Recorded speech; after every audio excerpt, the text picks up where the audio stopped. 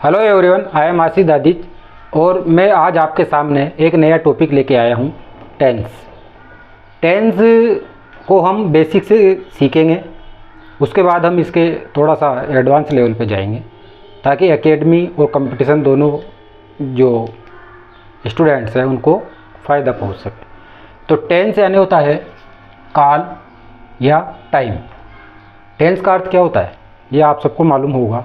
Tense यानी काल, जिसको हम कहते हैं इंग्लिश में ये टाइम। ठीक, तो टेंस 3 प्रकार के होते हैं: प्रेजेंट टेंस, पास्ट टेंस और फ्यूचर टेंस। प्रेजेंट टेंस यानी वर्तमान काल जो अभी चल रहा है, पास्ट टेंस यानी भूतकाल जो बीत चुका, और फ्यूचर टेंस यानी भविष्य काल। तो ये 3 प्रकार के हमारे टेंस होते हैं।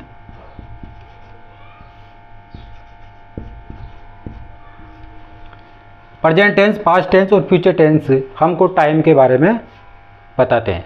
प्रेजेंट टेंस, फ्यूचर टेंस और पास्ट टेंस हमको किसके बारे में बताते हैं? टाइम के बारे में। अब प्रत्येक टेंस के 4 भाग होते हैं, 4 पार्ट। प्रत्येक टेंस के कितने भाग होते हैं? 4 भाग। इंडिफिनिट, दूसरा है कंटिन्यूस, तीसरा है परफेक्ट और चौथा है परफेक्ट कंटिन्यूस। टेंस 3 प्रकार के हैं, तो इसके 4 पार्ट करने की ज़रूरत क्यों पड़ी? क्योंकि ये जो चारों पार्ट है ये तो बताते हैं हमको time. Present tense, past tense और फ्यूचर टेंस तो हमको टाइम के बारे में बताते हैं, लेकिन ये जो चारों पार्ट है इंडिफिनिट, कंटिन्यूस, परफेक्ट और परफेक्ट कंटिन्यूस, ये चारों पार्ट हमको स्टेट ऑफ एन एक्शन के बारे में बताते हैं। ये चारों पार्ट हमें किसके बारे में बताते हैं? State of an action. चारों पार्ट जो है वो हमको किसके बारे में बताते हैं? स्टेट ऑफ एन एक्शन, कार्य करने की अवस्था के बारे में इंडिकेट करते हैं। तो अब देखो 4 पार्ट है तो कुल कितने टेंस हो जाएंगे हमारे पास? 12। कैसे? जैसे present indefinite tense, present continuous tense, present perfect tense, present perfect continuous tense. ये हमारे पास कितने हो गए? 4। और इसी तरह past indefinite tense, past continuous tense, past perfect tense और पास्ट परफेक्ट कंटिन्यूस टेंस। तीसरा है फ्यूचर टेंस, तो future indefinite tense, future continuous tense, future perfect tense और फ्यूचर परफेक्ट कंटिन्यूस टेंस। इस सबको मिला करके हमारे पास कुल 12 टेंस होते हैं। तो टेंस क्या है? Tense time as well as state of an action, यानी कि समय तो है ही सही, लेकिन कार्य करने की अवस्था, कि कार्य किस अवस्था में समाप्त हो रहा है। तो इंडिफिनिट, जैसा कि आपको नाम से मालूम पड़ रहा होगा कि इंडिफिनिट यानी कि अनिश्चित। इंडिफिनिट का मतलब होता है अनिश्चित। लिख लो चाहो तो आप, इंडिफिनिट का मतलब होता है अनिश्चित।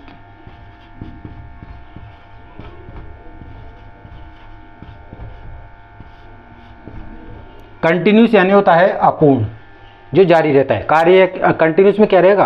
कार्य जारी रहता है, यानी कि कार्य पूरा नहीं हुआ है, तो ये किस में आएगा? अपूर्ण।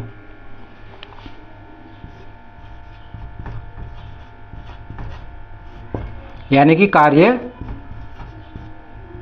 जारी रहना।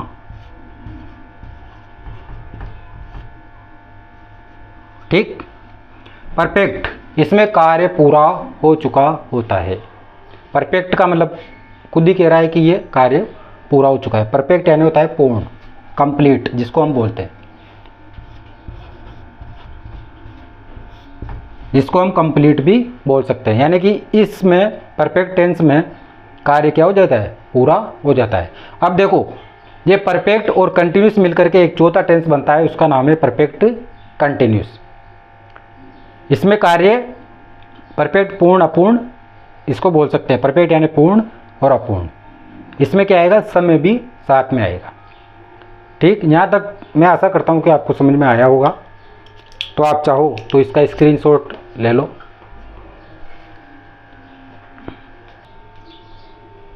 अब टेंस का पहला प्रकार है प्रेजेंट इंडेफिनिट टेंस या सिंपल प्रेजेंट टेंस, यानी कि सामान्य वर्तमान काल।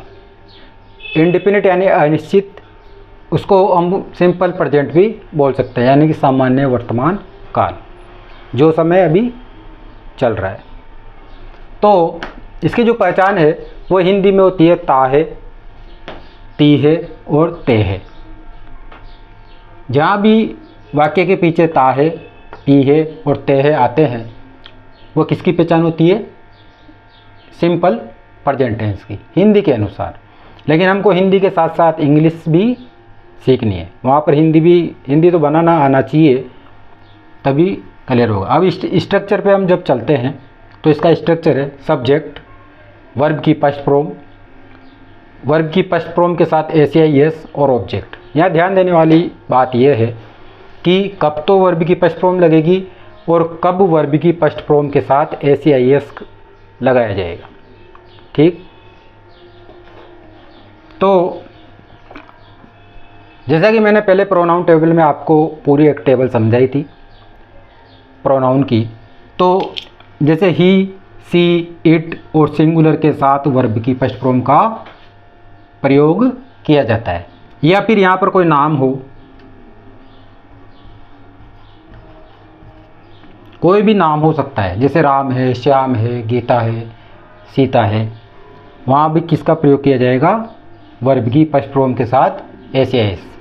ही का मतलब वह, it singular, I, we, you, they और प्लूरल के साथ वर्ब की फर्स्ट फॉर्म का प्रयोग किया जाता है। या जिसके पीछे एस लग रहा हो। एस कैसे है? जैसे बॉयज है तो बॉय के साथ क्या लग रहा है? एस, तो ये भी क्या हो गए? बहुवचन, तो उसके साथ क्या लगेगा? वर्ब की फर्स्ट फॉर्म का प्रयोग किया जाता है। तो यहाँ तक आशा करता हूँ आपको ये समझ में आया होगा। एक बार और देख लो कि स्ट्रक्चर सब्जेक्ट प्लस वर्ब की first form plus first form के साथ एस या प्लस ऑब्जेक्ट।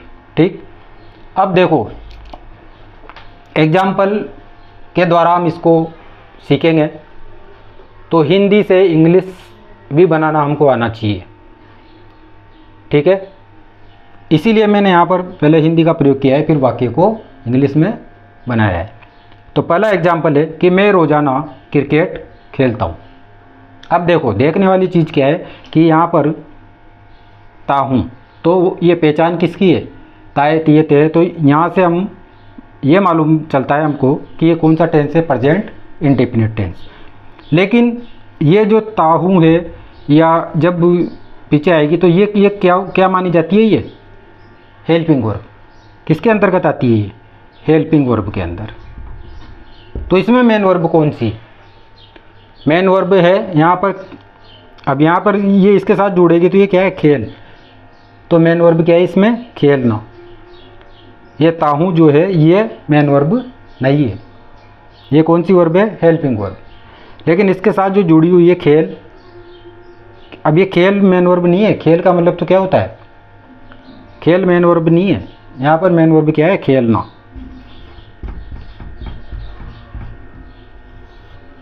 ठीक है, तो मेन वर्ब क्या है यहाँ पर? खेलना। और इंग्लिश में क्या होता है खेलने के लिए? प्ले। ठीक, मेन वर्ब आपको याद होनी चाहिए। तो देखो इसको हम वाक्य को बनाते हैं तो कैसे बनाएंगे कि यहाँ पर पहले क्या दे रखा है? सब्जेक्ट। तो हमारा सब्जेक्ट क्या है? मैं किसके अंतर्गत आता है? बहुवचन आई। इसको क्या होता? तो ये बहुवचन के अंतर्गत आता है।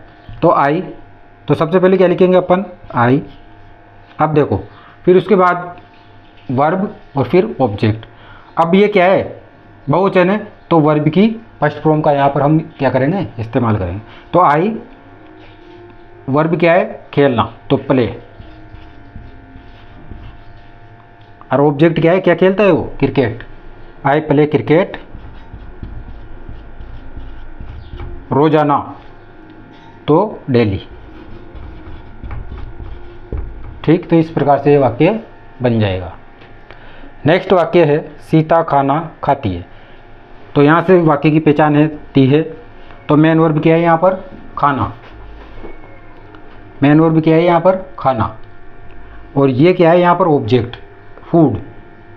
ये मेन वर्ब नहीं है। मेन वर्ब तो जो इसके जो आगे लगी रहती है वो मेन वर्ब कहलाती है।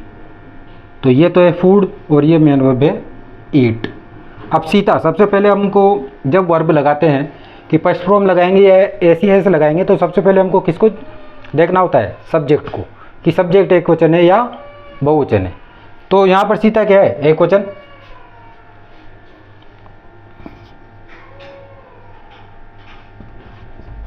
सीता क्या है? एक वचन। और हमेशा कहीं भी नाम का पहला अक्षर हमेशा क्या होता है? बड़ा।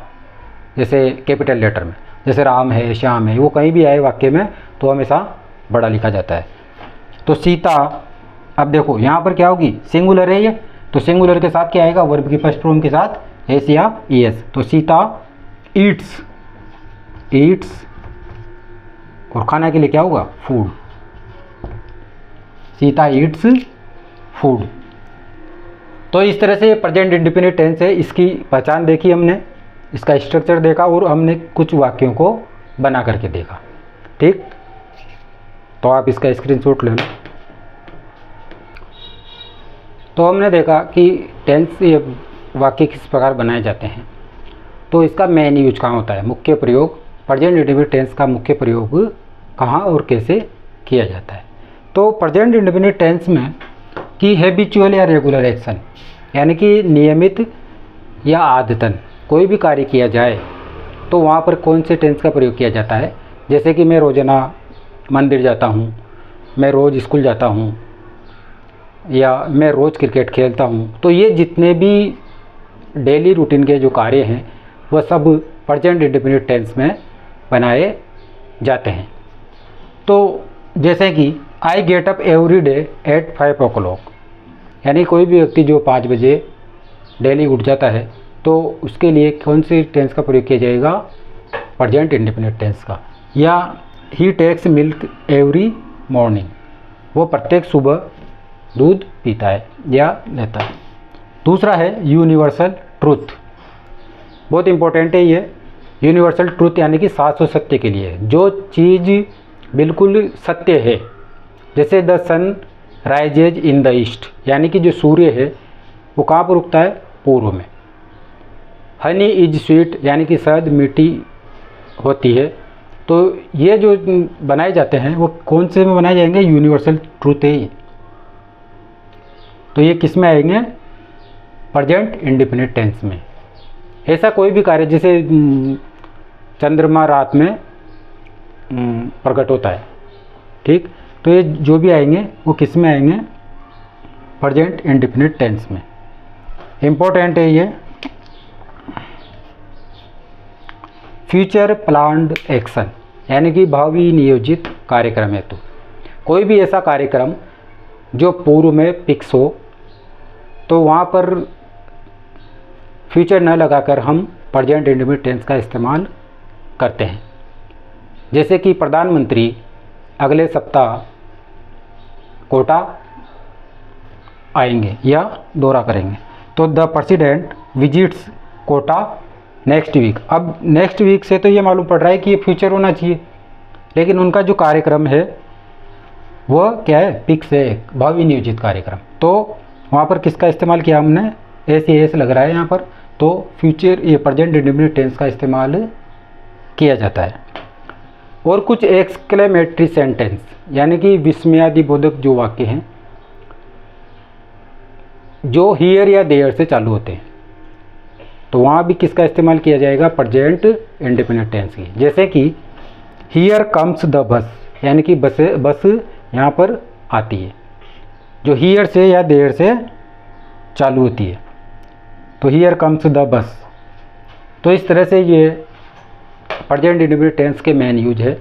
यानी कि पहला तो है हैबिचुअल या रेगुलर, दूसरा याद रखना है यूनिवर्सल ट्रूथ, थर्ड है फ्यूचर प्लान्ड एक्शन जो हमेशा पूछा जाता है, और एक्सक्लेमेटरी सेंटेंस, ये एक्सक्लेमेटरी सेंटेंस का चिन्ह है। तो इसके अलावा कुछ एडवर्बियल्स भी है, वह अगर वाक्य में आते हैं तो वहाँ पर प्रेजेंट इंडिपेंडेंट टेंस का इस्तेमाल किया जाता है।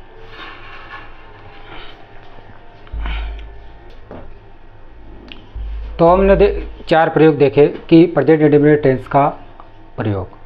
अब कुछ एड और बिल्स ऐसे हैं जो अगर वाक्य में होते हैं तो वहाँ भी प्रेजेंट इंडेफिनिट टेंस का प्रयोग किया जाता है। तो देखते हैं हम कि जैसे ऑलवेज हमेशा, ओपन यानी प्राय, फ्रीक्वेंटली कोई भी चीज़ बार बार होती है, रेयरली जनरली सामान्य तौर पर, यूजुअली जो आमतौर पर, नेवर यानी नहीं, every day, week, once, twice और समटाइम्स। तो इस तरह से ये अगर वाक्य में ये शब्द आते हैं, कोई भी शब्द है जैसे ऑलवेज हो, तो वहाँ पर कौन सा टेंस माना जाता है। तो और भी शब्द है वैसे तो, लेकिन मुख्य शब्द या मुख्य से ये जो वर्ड है ये यही है। ठीक, तो पहला सेंटेंस हम देखते हैं कि ही यूजुअली स्पीक्स ट्रूथ। वह यहाँ पर यूजुअली की जगह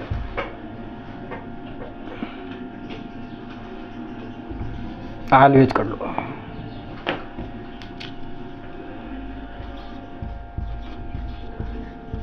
वह हमेशा इंग्लिश बोलता है, वह हमेशा इंग्लिश बोलता है। तो इसमें इस वाक्य में अगर वो यहाँ खाली जगह भरवाता, जैसे कि यहाँ पर वो दे देता है कि यहाँ पर कोई सा भी एक शब्द भरो स्पीक का, तो यहाँ पर हमको मालूम पड़ा है कि यहाँ पर क्या है, ऑलवेज।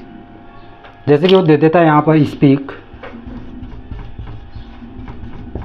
और इसकी हमको मेन वर्ब भरनी रहती है या इसको सेंटेंस को हमको पूरा करना रहता है। तो यहाँ पर क्या है, ऑलवेज।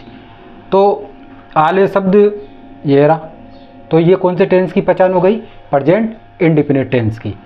अब देखो इसको बढ़ने के लिए, जैसे ही क्या है यहाँ पर, पहले हमको क्या देखना पड़ेगा, कर्ता एकवचन है या बहुवचन। तो यहाँ पर कर्ता एकवचन है तो वर्ब की फर्स्ट फॉर्म के साथ क्या आएगा, एस या ईएस। तो यहाँ पर ये बढ़ जाएगा स्पीक्स। वह हमेशा इंग्लिश बोलता है। An honest man always speaks the truth. एक ईमानदार व्यक्ति। तो यहाँ पर ये एन होनेस्ट मैन, सब्जेक्ट क्या है यहाँ पर, एन होनेस्ट मैन, एक ईमानदार व्यक्ति। यहाँ पर व्यक्ति कैसा है, ईमानदार। तो ये पूरा हमारा वाक्य का क्या है, सब्जेक्ट। तो एक वचन है ये, ऑलवेज स्पीक्स द ट्रूथ, यानी कि हमेशा क्या बोलता है, सत्य बोलता है। ये नाउन है, ये ट्रूथ क्या है यहाँ पर, नाउन। ए म्यूजिशियन प्रैक्टिसेस एवरी डे। अब ये एवरी डे आ गया यहाँ पर, एवरी डे का हमारा क्या है, एडवर्ब भी। तो एवरी डे, तो एवरी डे से हमने क्या पहचाना कि ये कौन सा टेंस है, प्रेजेंट इंडेफिनिट टेंस। तो यहाँ पर हमने क्या लगाया, प्रैक्टिस सेज, क्योंकि ए म्यूजिशियन क्या है, एक वचन, यानी कि water boils at 100 degree centigrade. अब देखो यहाँ पर किसी भी प्रकार का कोई भी वो नहीं है, कोई भी एडोरेबल नहीं है यहाँ पर, दिख रहा है क्या आपको, एक भी एडोरेबल यहाँ पर नहीं है। लेकिन ये किस में चल जाएगा, किस में जाएगा, ये यूनिवर्सल ट्रूथ, जो मैंने पहले 4 पढ़ाए थे, universal truth. Water boils at 100 degree centigrade, यानी कि जो पानी है वो कितनी डिग्री सेंटीग्रेड पर उबलता है, 100 डिग्री सेंटीग्रेड पर। तो ये शाश्वत सत्य है, 100 डिग्री सेंटीग्रेड पर पानी उबलने लग जाता है। तो वहाँ पर क्या आ गया, प्रेजेंट इंडेफिनिट टेंस का प्रयोग हो गया। ये नेक्स्ट वाक्य है, my father retires next month. अब नेक्स्ट मंथ को हम देखते हैं तो ये फ्यूचर इंडेफिनिट होना चाहिए, लेकिन यहाँ पर हमने किसका इस्तेमाल किया, प्रेजेंट इंडेफिनिट टेंस का। क्यों, क्योंकि भावी नियोजित कार्यक्रम है, तो प्लान्ड जो एक्शन है उसके लिए किसका इस्तेमाल किया जाएगा, प्रेजेंट इंडेफिनिट के लिए। क्योंकि मेरे फादर रिटायर्ड हो रहे, फिक्स है वो रिटायर्ड होना अगले महीने। तो वहाँ पर क्या आ गया, प्रेजेंट इंडेफिनिट टेंस। तो ठीक है, ओके, थैंक यू, मिलते हैं नेक्स्ट वीडियो के साथ, बाय बाय।